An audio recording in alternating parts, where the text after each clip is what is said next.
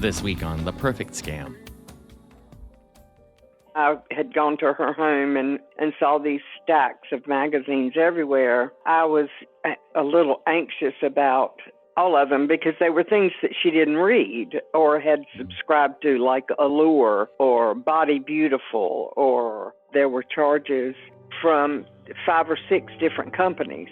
It got up to where the charges started increasing. They were from $39 to $49, then at $65.80, up to $99, then $179, $199.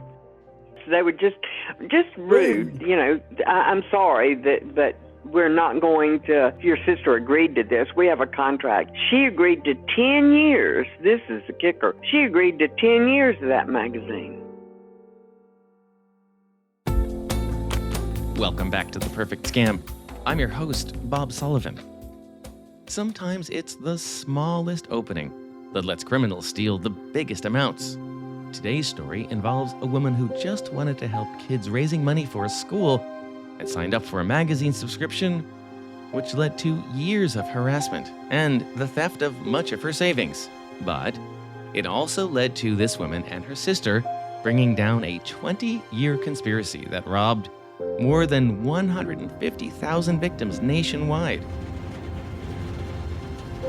Wait until you hear about their 48-hour train ride across America, all so they could testify in federal court and help end this reign of terror that was all based on magazine subscriptions.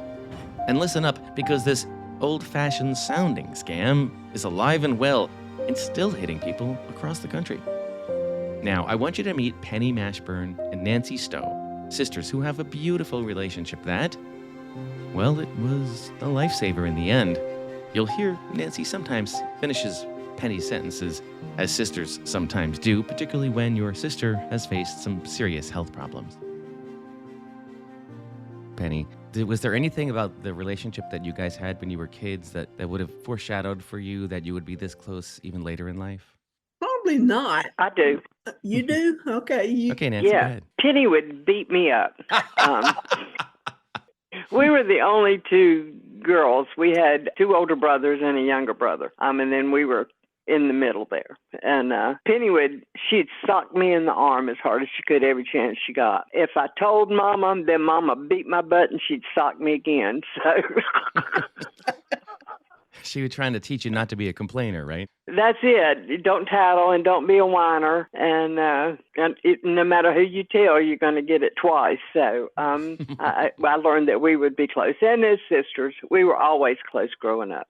Why did you hit her, Penny? In my defense, our oldest brother would do the same thing to me. Aha! That explains it. That was a long time ago. Nancy and Penny went off to have their own lives in different states. But now, their brothers have all passed away, and they are the only 2 members of the family left. So it's good they have each other, because life got really complicated for Penny a few years ago. Okay, so you guys both live in Georgia, which is really nice. Who's older? Who's younger, Penny? I'm older by 3 years. It's okay if you talk with each other. You're sisters, right? Yeah. She came to live with us in 2019 after being diagnosed with breast cancer. And you were there to take care of her, which is amazing, Nancy. Yes. She came down to our home here and had to receive her chemotherapy and radiation treatment. Her husband at the time had severe Parkinson's and was put into the hospital and then into a nursing home. And he passed away during COVID. So she sold her house in North Carolina and came down to live with my husband and I. But Penny, that's just so much to deal with all at once. I'm so sorry you had to go through all that. It's part of life. But thankfully, you have a family that you were able to move in with, right, Penny? Yes. I have my sister. She's always been around for me, so I couldn't ask for more. And it's during an intense time when Penny's dealing with her husband's illness that predators came to the door. Well, that's not quite right. Innocent school children came to the door, but they were unwittingly doing the work of predators. So some kids just knocked on the door and were selling subscriptions, and you just wanted to help them out? Is that how this all started? Yeah, they were from the school that was right up the street, a fundraiser. And they came one know if I wanted to buy a magazine to help support the school or the band or so. I forget what it was. So I looked at it and I said, okay, what's a couple of magazines? So I think I got Sudoku and a cat magazine, and that was fine. I got them every month or every 3 months or whatever it was the subscription was. But then I started getting a phone call here and there. Want to know if I liked my magazines and which one did I like the best, and would you like another, that type. This was back in 2014. Yeah. And sometimes I would be at work and my husband would answer the phone and they'd hook him into it to where he bought several magazines. And And and I this is would, in 2014. Was he already diagnosed with Parkinson's at this yeah, point? he got put on disability in 91. He just progressively got worse as time went on. But they started calling and offering you different deals, Right, right? different deals, yeah. But pretty soon, it seemed like Penny was getting a pile of magazines she didn't want every day, and a pile of bills that she couldn't really pay. But when she tried to call and cancel, things got even worse. When I realized that I needed to get rid of these things, I would tell them that I don't like this magazine or I don't need this magazine, whichever one it was, and tell them that I want to get out of this subscription. They tell me, well, you can't get out of it right now because we've already paid the magazines and you've got to pay us back. Mm. And that would be the rest of that conversation. And then they would call me back and tell me that they were from a closeout department in the magazine store and they understood that I wanted to finalize everything. And so they would say, well, you owe $500 on the magazine left. And if you pay $3.99 or $4.99, we'll close it for you. And I said, okay, that's fine. I'll do that. So Penny would pay several $100s to stop getting these magazines. But they wouldn't stop. And chasing down the right people, waiting on hold, making her case, well, that got harder and harder. And my husband, being sick, was in the background. If I got home from work and the phone rang, who's on the phone? I thought you talked to them yesterday. And hurry up, I need something, that type thing. And it just a constant to where he wanted me to spend all my time at home with him or on him or about him. Don't get on the phone and interrupt him. Mm. So whatever they were saying, for the most part, I would just cut him short and say I'd agree to it. You just wanted to get off the phone so you could take care of your husband, right? I needed to get off the phone, yeah.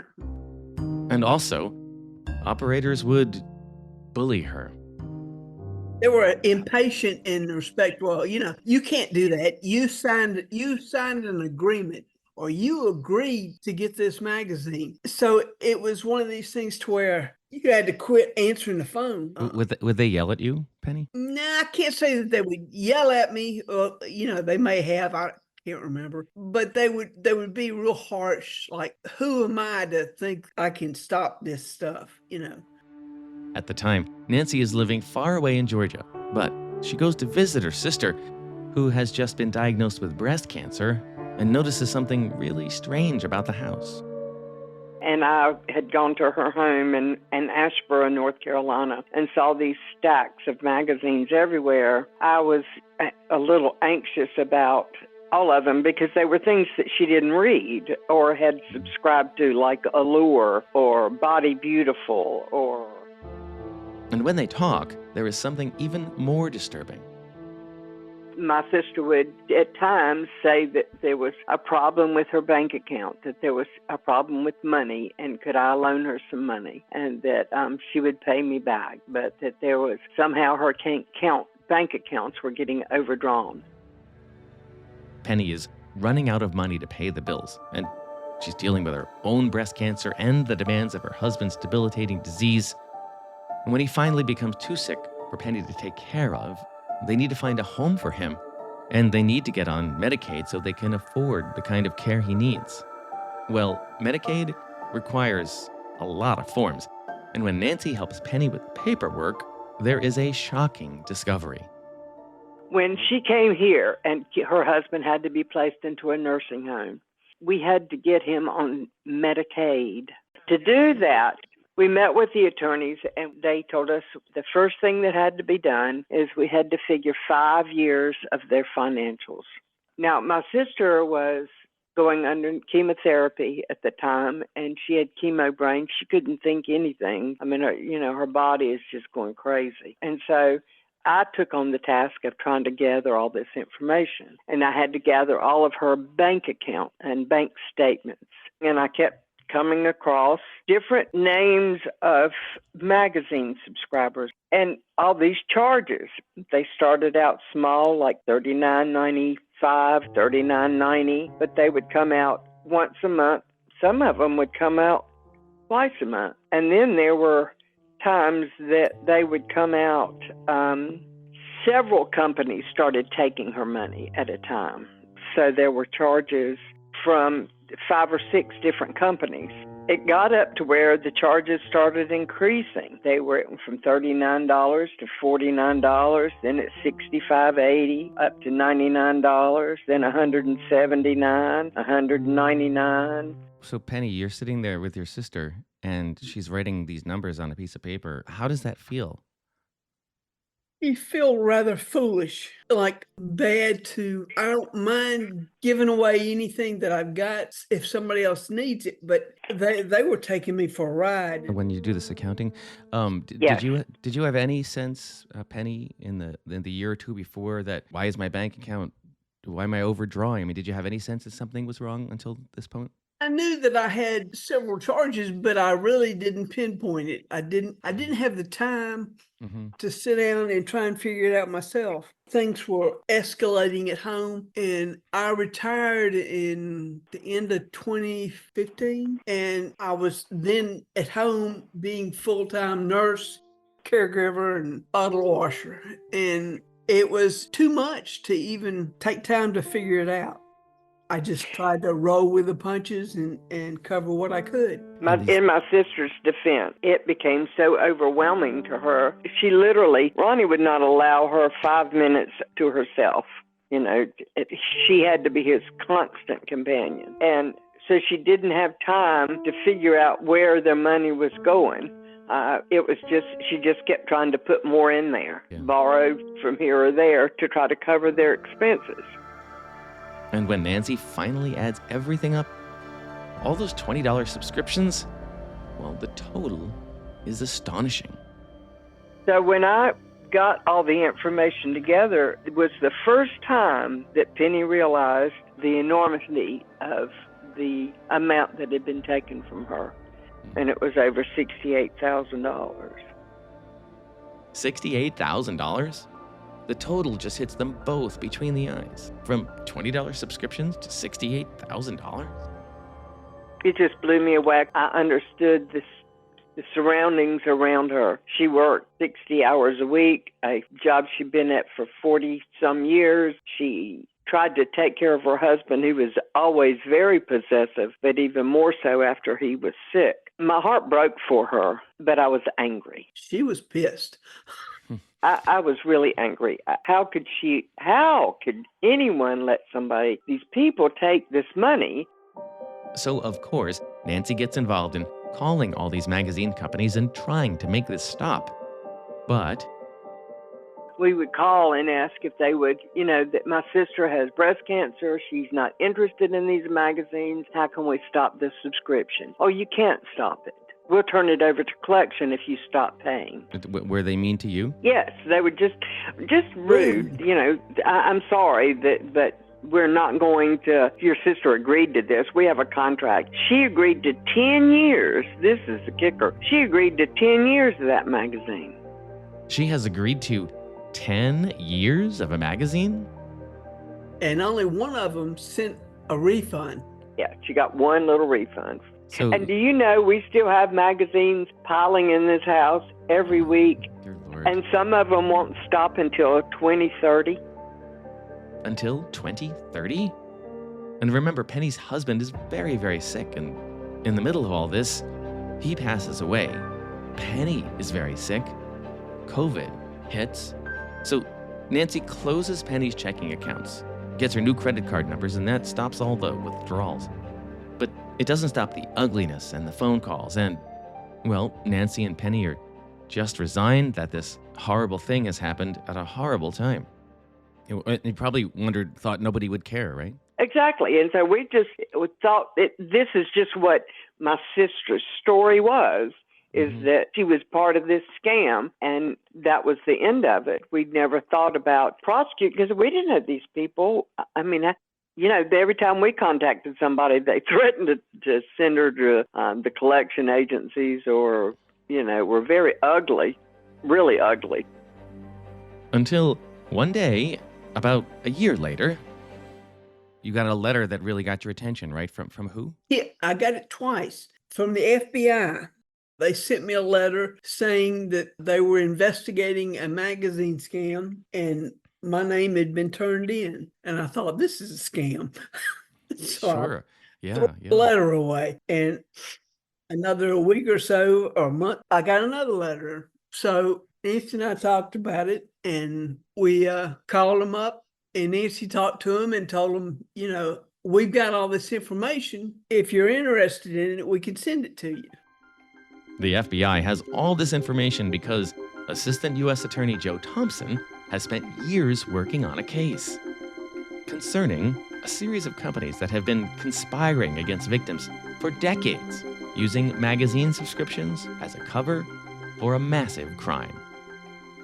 Well, years ago, I had a investigation into a fraudulent magazine sales company called Your Magazine Service, and it was run by a man named Wayne Dahl. They ran a telemarketing call center in suburban Minneapolis. That investigation had been ongoing, and it was assigned to me, and I took a look at it, and one of the things I noticed was that there was a lot of victims in that case. I think more than 10,000 individuals, mostly elderly individuals, had been victimized by Your Magazine Service and Wayne Dahl. But when I looked into the financial records of some of the victims, I noticed that it wasn't just Wayne Dahl's company, Your Magazine Service. In fact, many of the victims, including Miss Mashburn, had been charged by magazine companies located all around the country. Some of them are being charged by a dozen or more companies each month. And when you looked on their credit card statements, what you saw is charge after charge after charge each month from different magazine companies. And that caught my eye immediately and led to us digging a little deeper into the investigation. Your Magazine Service. That's a vague sounding name, but it had a purpose. It was kind of a clever way of naming it. So when he called people and said, I'm Wayne, calling from Your Magazine Service to check in on the status of your magazines, the person to whom the victim would think immediately that this was someone that they already had an agreement with, and they're just calling to check in on my existing magazine subscriptions rather than to charge them for more. That's a great way in. It's a great first 5 seconds. But you said that your magazine was illegally charging 10,000 victims. And then you said many of those victims were also being charged by 10, 15, 20 other similar companies. Do I have that right? That's right. That spider webs into just a massive crime. That's absolutely right. It was staggering. Staggering in part because so many of the victims are like Penny. For many of these victims, those were essentially the only charges on their credit cards. A lot of these people were on fixed incomes. They were quite elderly, and they did not have many expenses, and certainly weren't going out to eat all the time and putting a lot of stuff on their credit cards. So you'd see credit card statements that were essentially all charges from magazine companies. It was staggering. One of the questions I have for you here is, how do $10 a month charges, $20 a month charges end up leading to $70,000 worth of illegal charges? There were victims who were being charged more than $1,000 a month for magazines by all these combined by all these different companies. $50. And these are people who there adds up. Who maybe get $2,000 a month from Social Security, right? That's right. Joe and his team investigate for a while, and then they decide to go undercover to catch Your Magazine Services in the act. Our undercover agents started getting calls. The very first one we got followed a different script. and talked about how I'm looking here at your information, and you owe $1,500 to these different magazine companies. Well, we're from the consolidation department. We'll consolidate all your magazine subscriptions and we'll cancel them all in exchange for a one-time payment of $499. And this is a scheme or a version of a fraudulent skip that preyed upon people who were already being victimized. The people like Penny Mashburn, who had so many charges, and preyed on their desperation to get out of these contracts by convincing them to make these large one-time payments. The reality was they were just getting scammed all over again. They were badgered, right? Absolutely. There was very, very aggressive. Some of the calls were very aggressive, threatening legal action. One of the calls, when a victim hung up, they called back and said they're going to sign her up again and she's going to get magazines until the day she dies. She's going to get magazines until the day she dies? Well, that's certainly how Penny feels. So after the initial skepticism that letter is a scam, well, both Nancy and Penny are glad to get on the phone with the FBI. I'm guessing you had never spoken to the FBI before, right? No, never. But I worked for an attorney for 20 years, so I really wasn't intimidated about it. Okay. It actually was a breath of fresh air that somebody was doing something about this. In fact, remember, Nancy has the written accounting of everything that happened to Penny now. So they pull that out for the phone call. Well, we were both together, and I called and spoke to him and got on the speakerphone and spoke with him, and then he contacted us and said that they wanted Penny to testify. Oh, my God.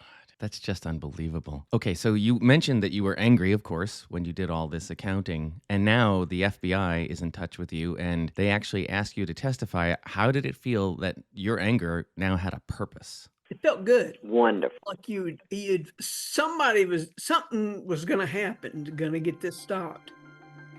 So Penny and Nancy are both anxious to testify against their tormentors. But there's a hitch. The trial will be in Minneapolis. And remember, they are in Georgia. Penny has kidney failure. And when the discussion came up about us going up to Minnesota, we had talked to her doctor, and he said she could not fly. Okay, got it. Because it would not be safe for her on an airplane. Sure. So what's the other way we could get to Minnesota? And I said, well, I'm not going to drive. You know, that's a long, hard trip from Georgia to Minnesota. They said, well, what's the only other way? I said, well, can't go by bus. So train is the only other way. Then it became an adventure. So the two sisters pile onto the train.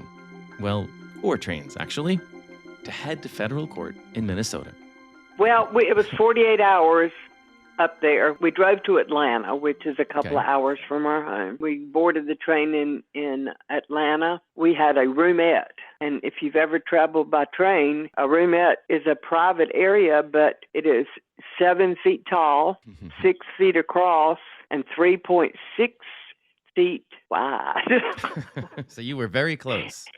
and in that area, you have your 2 seats, a bunk that comes down from the top that drops down. From Atlanta to Washington, D.C., we had our own ensuite in the little roomette with us. Nice. Our toilet and sink were also in the room with us in the 3.6 inches across, 3.5 feet across. And so I had to climb up on the toilet and on the sink to get up in the bunk on the top. Oh, boy. And then, so it takes a better part of a day to get from Atlanta to D.C., right? And then. Yeah, it was 48 hours up, and then we changed trains, and then changed trains again in Chicago. We fell in love with train travel, or I did anyway. We got the one we got on in Chicago to Minneapolis. It had the chef on board. Ooh. The food was exquisite. Even the microwave food they served up and down going the other direction. It's very good food. But the chef prepared meal, the food was just exquisite. That's and if fantastic. We'd stayed on for 48 more hours, we'd have been in Seattle, Washington. That's the Empire Builder train, right? Yes. Yes. Yeah. Yes. So I sort of know all the train names. It's funny. However wonderful that trip was, though, I'm sure you didn't sleep great on those 48 hours in this tiny little roomette, right? No, we did not. But the next day, it is time to testify. We cleaned up. And And when the motel was right across the street from the courthouse. So we walked over there and they met us and took us in the back door and went upstairs in the elevator. It just gets off on their floor and they talk, somebody's there to greet us and they take us in the courtroom one at a time. and then you got called up to testify. You had to swear, Yes. right? All that. Yeah. There were 3 defendants. Were they all sitting there in the courtroom with you, Penny? Yes, they were them and their attorneys. Did you look at them while you were testifying? Yes, I did. What One did of you them- think? One was a real kind of a sarcastic, I could do no wrong type person. I mean, he had that attitude that, who in the hell are you to question me type thing. So she tells her story about how $20 subscriptions led to $68,000 in bills, about the harassment, the struggles at home. When you were done and you got off the stand and walked down, how did you feel about things? I felt good. They can be smug right now, but they're going to get theirs. But you looked at them and you saw, like, were they smirking? I mean, what made you think they were smug? One of them was smirking. One of them was sitting up front, stared at the wall in front of him. And it was kind of the attitude that this is just a formality. I'm fine. Y'all can't do anything to me. Then it's time for Nancy to testify. She had to wait outside the courtroom while Penny testified. Nancy, did you see Penny on her way after testifying? Did you guys pass on your way into the courtroom? Yes, we did. We did. Did you smile at each other? Did you Yeah, feel it was kind of a high five. And we did a high five, Oh, yes, of course, yeah. But at least Yeah. you knew she was okay, because I would be nervous, I mean, right? I mean, she is telling her story alone without you. I'm sure that was hard for you. Yeah, it was. And I know that Penny still has problems with her memory and cognitive issues from the radiation or from whatever health issues in the past. And now it's Nancy's turn to share all she knows about everything that happened. It was really an intimidating walking into a federal courtroom, and with all its pomp and circumstance, because it really was, the prosecution table and the defense tables. You couldn't hear Penny's testimony, right? No, I could not. I didn't hear anything Penny said, and they asked me the same thing, how I came about coming up with this information. But Nancy tells the jury pretty much exactly what Penny did. And when she's done, prosecutor Joe Thompson knows it really was worth bringing these 2 witnesses to Minneapolis on those 4 trains to tell their story. I mean, it was so sad.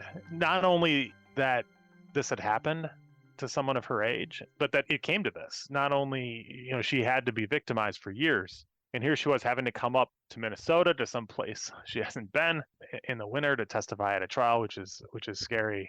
But she was brave, and like so many victims of fraud schemes, she got to stand up to the perpetrators of the crime, which made me proud. Those must be amazing moments to put these 2 people in a courtroom, one who had so much power over Penny for all these years and her finally getting to tell her story. Can you help people understand how amazing a moment that is? It's incredible when you see victims, many of whom are scared.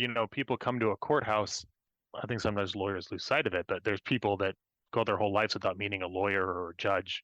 We're ever going into a room full of people wearing suits, and to stand up and tell your story before jurors and lawyers and judges is a scary thing for people. But again and again over my career, I've seen victims, even the most nervous, who are shy or afraid of public speaking or unsophisticated. You can see them grow as they get more confident and realize that they're taking control and they're no longer the victim. And we saw that again and again in this case. Did you remember how the room reacted to Penny's testimony by any chance? Like all the victims, the jury was moved by the victims and their testimony. I think you can't hear from a victim in this case without thinking about your own parents or grandparents or elderly neighbors. And they were angry at the defendants for carrying out this awful scheme and for targeting elderly victims such as Penny over and over and over again. For the jury to hear from the actual victims, when you see a charge for $49, $39, and we're saying it's fraud, and the jury might be like, why do I care about $49? Why do I care about $3,000 even if the victim lost $3,000? Having people like Penny witnesses get up on the stand and explain the cost of the crime, how they felt violated and victimized, how many of them didn't feel safe. I mean, they would get phone calls harassing them, intimidating them, essentially mugging them over the phone. And for the jury to hear that really made the case come alive and made the jury care and helped the jury understand that this was fraud and how serious that fraud was. Mugging them over the phone. I really appreciate that phrase because that's what it is, right? Absolutely. That's 100% what it is. And that when you talk to the victims, you understood that they felt violated after they got off the phone with these people. As the trial goes on, several other victims testify too. There was a woman named Phyllis Schreier. She was from Brooklyn, New York. And I think everyone was struck by her testimony because when the judge asked her to say her name to the jury to introduce herself, she said, "My name is Phyllis Schreier, and I'm a 9/11 widow." Peter Brogan is another victim. He got charged over $70,000. He lived in Philadelphia, elderly man who was getting charged over $1,500 a month by approximately 12 to 18 companies, depending on the month, companies all over the United States and even in Canada. And then there was a victim named Jimmy Simpson, who is notable because he was blind and couldn't read any of the magazines that he got. Penny and Nancy have to head back home, back on another 48-hour train journey before the trial is over. So they don't really know what's going to happen next, and they wish they could have done more. I felt like there was more I would have liked to have said to explain how wrong this is. The injustice that I feel that's been done to my sister. They've taken away security on a monthly basis. You know, when you get hit an extra $700 a month out of your bank account, and then next month you get hit again another $700 out of your bank account, it's And you can't stop it. you can't stop the bleed. So you got back on the train, you had the nice chef dinner again, stopped in Chicago, went to Atlanta, right? All that. 48 hours, again, you're home. What did it feel like to come home after all that? It was a relief. But you're still not sure if they were convicted at this point, right? Well, they told us that the majority of them had pled guilty, but their sentencing wouldn't happen until later on, once they got through all of them. In the end, about 60 defendants were charged in the case. Most pled guilty. But after a month-long trial, a jury finds 3 defendants guilty in a conspiracy that stole $300 million from 150,000 people over nearly 20 years, thanks in large part to Nancy and Penny's train ride to Minneapolis. So Nancy, did you get a call from the FBI at some point, or what? How did you find out? Yes, well, we got a text or a message, an email from the team. They were keeping us abreast that they had been found guilty, but that they were still we had to wait for the sentencing, and the sentencing still hasn't taken place. Tell me about your first reaction when you got the email that said they were guilty. It was kind of a given. It was a relief, but we expected them to be found guilty. Okay. I didn't. Got it. With all the testimony. That really wasn't the thing, that they were found guilty. But after all that, the case isn't really finished, Joe says. You know, we ended up charging 64 people. I think of those 64, 57 pled guilty, 4 were convicted at trial, and then 3 of them are fugitives. We have 2 fugitives in Canada and 1 defendant who fled to Sweden, actually, where she remains to this day. So this case still goes on. It does. I have to ask you, because this is also an astonishing part of this for me.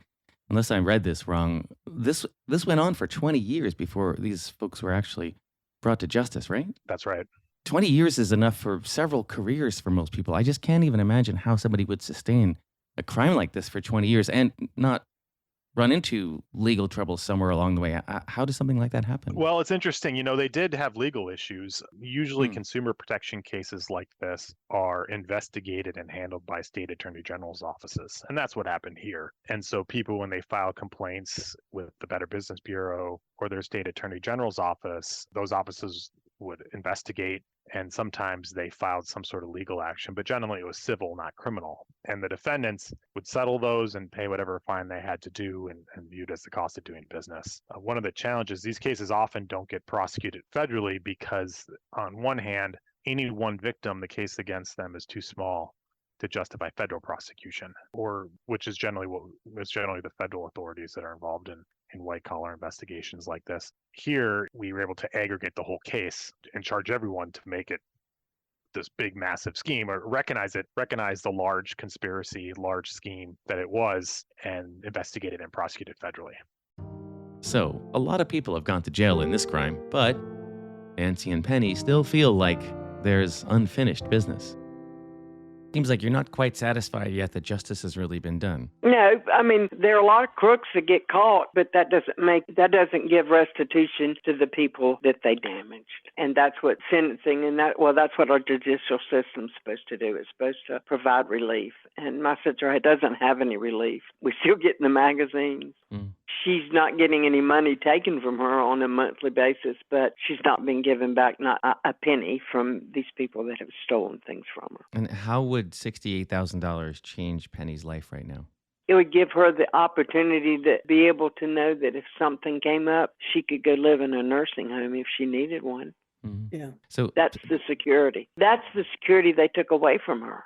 Was the security of being a senior citizen. And I think that it would give her the peace of mind that she needs, she deserves at 73 years of age. My sister worked very hard her whole life. She worked in a factory that made gas pumps. She was there for how long, Penny? 37 years? 37 years.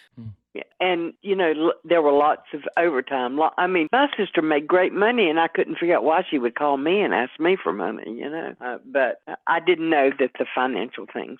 So I hope that one day that she'll be able to get a piece of the pie back that she worked so hard for. But it was your friendship, your sisterhood, that actually stopped this from being even worse than it would have been, and I think that's amazing. The fact that I worked for an attorney for 20 years. And so I had more knowledge towards the legal side of it than Penny did. And I understood there was a way to stop these people from taking your money. We close your accounts. You don't have to keep letting them have it. Let them turn it over to collections or whatever they threaten. And that's what we told them. Do what you want to do. You're not getting any more of my sister's money. And that's the end of it. But not quite the end of it, because even though dozens of criminals are in jail, she's still getting magazines, trying to figure out what to do with them all. So, Penny, tell me now that these guys have been convicted, but you're still getting the magazines. How do you feel today about all this? Well, to me, it's a waste that they're sending me all these magazines, because I'll either turn around. Before COVID, I used to take them to nursing homes or take them to doctor's visits and leave them in the waiting room. We've got a neighbor that takes them. She's a school teacher, and we give her some now. But it's such a waste, because most of them end up in the garbage can.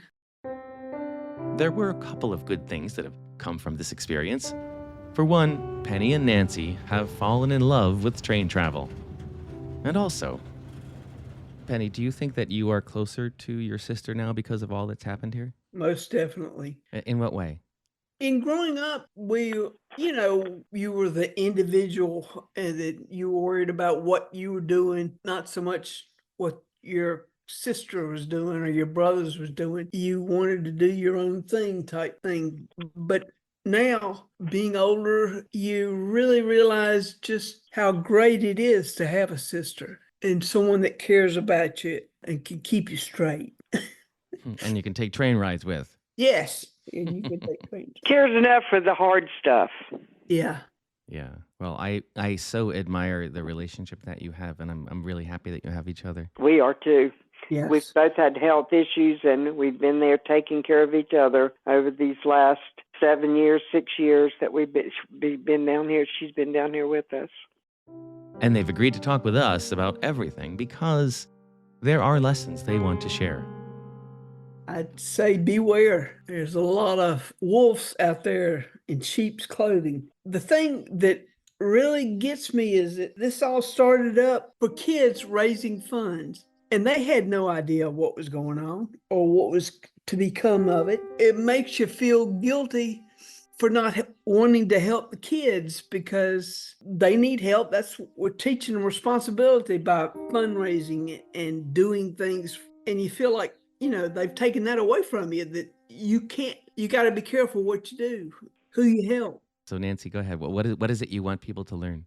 To be more cautious, to be aware, to not, and it's sad to say, to not be naive, but to question everything. You have to look into things. I don't want people to be taken advantage of. They have to learn to stand up for themselves. And the key is to check their bank accounts every month. Go over those statements every month. So many people now don't get paper statements, and they don't look at their accounts, and things get built up month after month after month. If my sister had allowed me to be part of their information, which maybe I could have done something years ago to help them, but you've got buyer beware. You have to be vigilant to guard your own money, guard what you've earned that you've worked so hard for your whole life. I am really glad you said that last bit there, because one thing we talk about a lot is how important it is to ask for help. Not everybody's good at everything, and it's important to talk about money with your family because somebody else in your family might be able to help you. So thank goodness, Nancy, that you did do this procedure, because it could have gone on for years, right? Exactly. It could, it still could be going on if there hadn't been found a way to stop the bleeding. Yeah. Because yeah, that's what it was. It was like a blood loss. And Penny, is there anything I haven't asked that you want to talk about? Other than if you want to help kids, buy donuts. Prosecutor Joe Thompson was grateful for Penny and Nancy and their testimony, but also for every victim who took the time to report this crime. Remember, there were a staggering 150,000 victims. And without many of those reports, well, there wouldn't really have been a case. We rely on people to report cases. With fraud against elderly victims, it's especially important. Often we don't hear about those types of crimes, or it's hard to. And with consumer protection crimes as well, we are looking for crimes. And when we see reports against companies, we notice. We can't investigate every crime. But the more complaints we see, the more it pops up, the more likely it is to be investigated. And to the extent it is being investigated, you're more likely to be identified as a victim who's entitled to restitution to the extent there's any funds available. This kind of crime sounds, I hate to use this word, but old-fashioned, right? Magazine crimes, subscriptions, whatnot. It sounds like something that maybe had its heyday in the 70s. It's still going on. I read a press release from the Justice Department about a similar case just in May where someone pled guilty. So these kinds of magazine subscription scams are still happening, right? Absolutely. And as long as there's people with magazines, there'll be people carrying it out. Maybe it won't be as prominent as it has been in the past. And we charge many of the largest companies involved in it in this case, but it's still out there. And people need to be aware when they get things that don't make sense, when they see charges that don't make sense. Don't just ignore it. Don't just call your credit card company.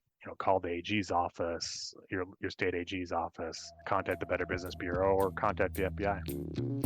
As long as I had Joe on the phone, I wanted to ask him about a gray area that I find. Subscriptions that aren't really fraudulent, but aren't really wanted either. Charges on your bank account or your credit card that are a surprise. I wrote a book about this gray area and called it Gotcha Capitalism. There are other words for this practice too, but I wanted to hear from a real prosecutor where the line is. In my line of work, we often talk about scam light, if you will. I mean, the world is full of people with subscriptions to things they don't really need, and many of them wouldn't qualify as a crime by your definition, but I think they could, and the fact that so many of those exist, I think, create this gray area that even makes the life of full-on scam criminals easier. Oh, I think that's absolutely right. When we charged this case, we were very clear that we weren't charging what we referred to as gray area telemarketing. Telemarketing deals that are not a good deal, that are probably scammy and unethical in the way you wouldn't want someone calling your mom or your grandma with that offer, but aren't necessarily illegal. They aren't necessarily out and out lying to someone. It's just a bad deal. And people are being talked into it, and maybe there's heavy-handed sales tactics and high-pressure sales tactics, but they don't cross the line into fraud. This case, involving the magazine fraud scheme, that clearly had crossed the line into black and white fraud. There's a whole host of other types of telemarketing that probably fall short of out and out fraud, but that are still problematic, and people should be on the lookout for sure. I'm so glad you said that. Without requiring of you a law school dissertation, is there an easy way for you to explain to me what makes something cross the line into being a crime? Well, fraud is, as I tell a jury all the time in closing argument, fraud is nothing more than lying to someone to get their money. So if you're lying to someone about what you're giving them or what you're doing for them in order to get them to pay you money that they otherwise wouldn't, that's fraud. Now, there's a real gray area when it comes to puffery. I'm overstating the benefits of what I'm selling you. I'm telling you this is the greatest thing since sliced bread, but it's actually not. In my mind, it crosses over when you are telling black and white outright lies. You're not exaggerating, you're not puffing, you're lying. So in this case, they said they were calling to check in on someone's subscription and maybe reduce the price of an existing subscription, but that's not at all what they were doing. That's fraud. I have a special place in my heart for the word puffery. Can you define it for people? Oh boy. I guess it's just a sales version of saying exaggerating. Used car salesman. I think a new car salesperson might tell you how their car, a Toyota, is better than a Ford. And maybe that's true, maybe it's not. Go to a used car dealership and they're going to puff a little bit more, probably, at least stereotypically, and telling you this car that's run down is actually great and it runs great. Maybe it doesn't really run great, but we all sort of know this is a salesperson that are trying to close the deal. We give them some leeway, and I think that's kind of the concept of puffery in the law. It's a nebulous thing. But puffery is legal, right? Puffery is legal. You want to be unaware. If you're a consumer, you want to be on the lookout for it. And I certainly think when it comes to telemarketing, it can be more problematic because a lot of times it's combined with high pressure sales tactics. So if I say I am America's favorite podcast, that's puffery, and that's probably legal. If I say we've had 10 billion downloads and we haven't, that would be illegal, right? That's right. Okay, so what is it you want people to learn from this story? I want people to learn that they don't have to be a victim, and that when this happens, there's people they can call, whether it's the FBI, an attorney general's office, the Better Business Bureau, their local law enforcement, and they should do that. When in doubt, reach out. There's no cost. We want to hear about these things. And I think people should be vigilant when it comes to their credit cards and bank accounts and looking at those statements. And if they see things that look unusual, look into it. It's very easy because it's upsetting to think you might be a victim of a crime. And the easiest thing to do is just turn away from it. And I think with fraud schemes like this and telemarketing fraud schemes, the people that carry them out rely on that. They rely on people not wanting to deal with the problem and just turning away from it. And it's almost like it's easier to just pay the money and not have to think about it. But I want people to resist that temptation and to reach out and tell us, because it's not just you. There's thousands and tens of thousands, in this case, more than 150,000 people that were victimized all over the country. And so it's not just you, it's others. And when people reach out, we can do something about it. I mean, 150,000 people, that's an astonishing number. That's like an entire Minnesota Twins series worth of fans. Absolutely. The numbers are staggering. I know it's annoying to check those bank statements. I know it's annoying to call and cancel, to log in and file those complaints. But this is the world we live in today. Justice requires it. And so does your bank account. For The Perfect Scam, I'm Bob Sullivan.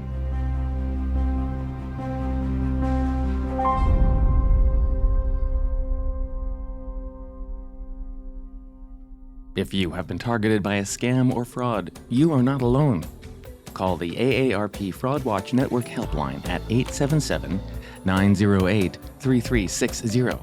Their trained fraud specialists can provide you with free support and guidance on what to do next. Our email address at The Perfect Scam is theperfectscampodcast@aarp.org, and we want to hear from you. If you've been the victim of a scam or you know someone who has, and you'd like us to tell their story, write to us. That address again is theperfectscampodcast@aarp.org. Thank you to our team of Scam Busters, Associate Producer Annalee Embry, Researcher Becky Dodson, Executive Producer Julie Getz, and our audio engineer and sound designer Julio Gonzalez.